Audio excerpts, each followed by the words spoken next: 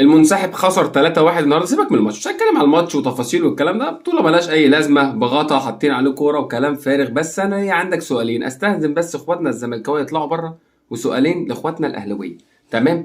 انت عمرك في تاريخ حياتك كنادي اهلي طلعت ناشئ واحد؟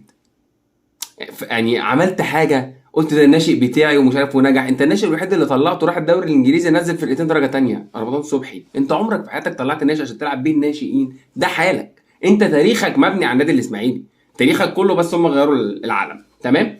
تاني سؤال وده اهم سؤال ومحتاج اجابه يا جماعه، بجد محتاج اجابات، يعني اجابه. تمام؟ انتوا ازاي يعني فريق بطولات واوفى جمهور في العالم؟ يعني بص اقنعني بس، صلي على النبي. تمام؟ الليفر اللي هم الليفر يعني بيقول لك انا اوفى جمهور عشان ما باخدش بطولات كتير، وكل كذا سنه باخد وانا راجل معاك وفي ظهرك وتمام والدنيا حلوه. انت ازاي بالله عليك؟ يعني رد عليا، انا عاوز كومنت، عاوز اي حاجه، يعني اكتب لي اي حاجه يا باشا.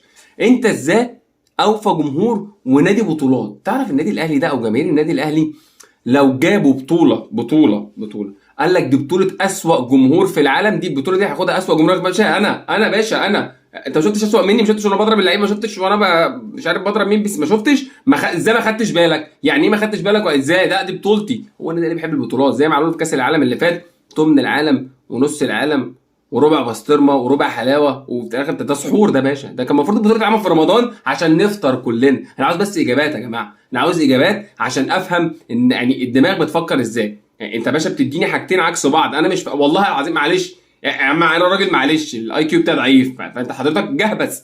فانت يعني اعرب لي يعني ايه اوفى جمهور ونادي بطولات. يعني اديني اللي بالله عليك يا شيخ، اعرب لي دول الاثنين بس. تمام؟ فهمني في كومنت في اي حاجه، قول لي وانا هستنى ردك.